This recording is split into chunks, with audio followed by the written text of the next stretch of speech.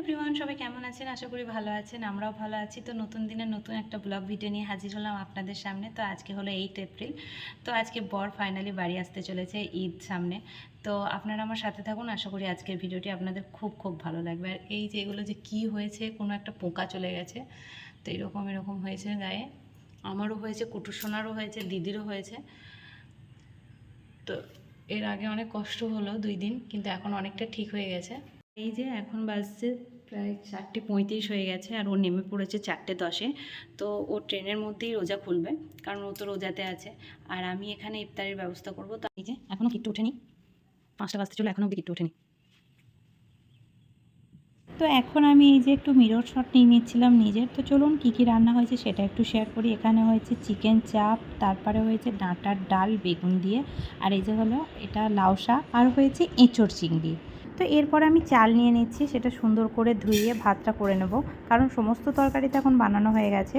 তারপরে করবো ইফতারে যা যা করা সেগুলো।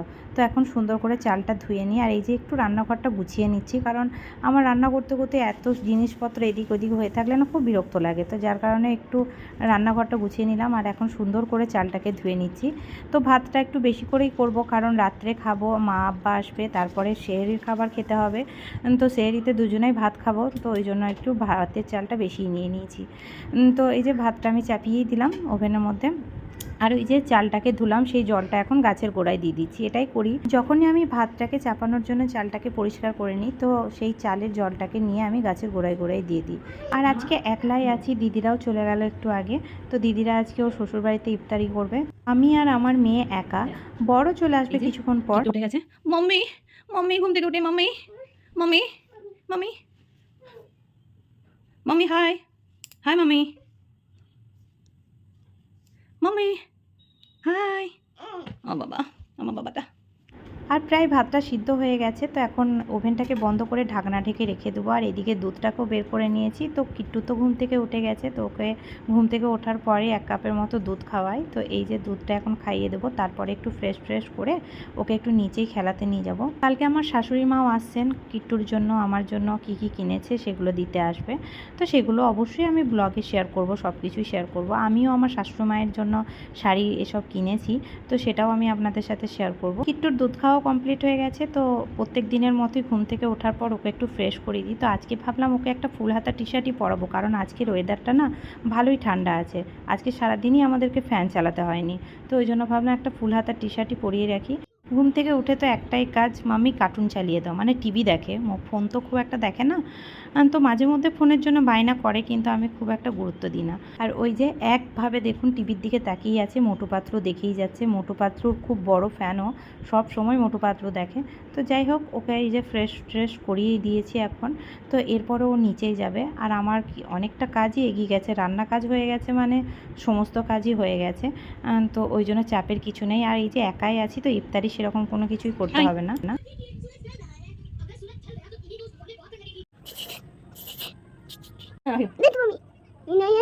টানা টানা।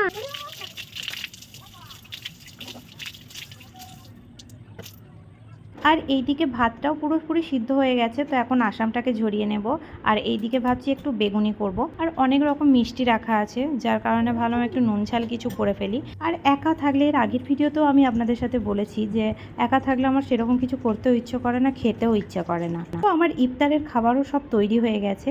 তো এরপরে সমস্ত খাবারগুলো আমি একে একে ডাইনিংয়ের মধ্যে নিয়ে চলে আসব। যখন খুব একা লাগে না, নিজের মেয়েই যেন সব থেকে বড় সাথী হয়ে যায়। আজকে যদিও আমার একা লাগার কোনো কারণই নেই, কারণ আজকের দিনটা আমার কাছে খুব আনন্দের একটা দিন। আমার ফজি সাহেব আজকে বাড়িতে আসছে, সেটাই হলো সব থেকে বড় কারণ।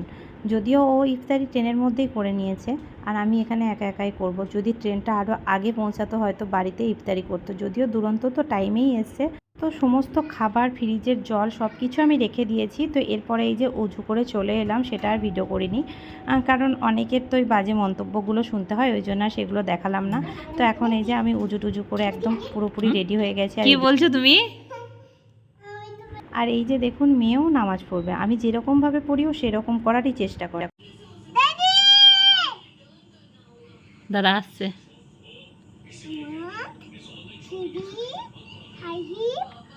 আস্তে আস্তে ওটা আস্তে পড়ে যাবে, দাঁড়াও।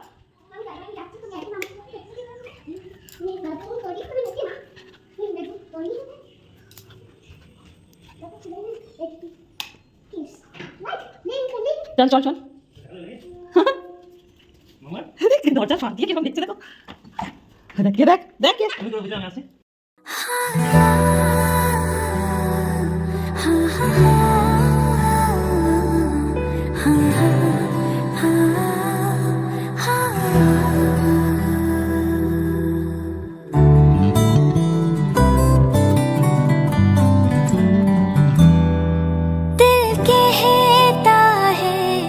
चल उनसे मिल, उठते हैं कदम रुक जाते हैं, दिल हमको कभी समझाता है, हम दिल को कभी समझाते हैं, दिल कहता है।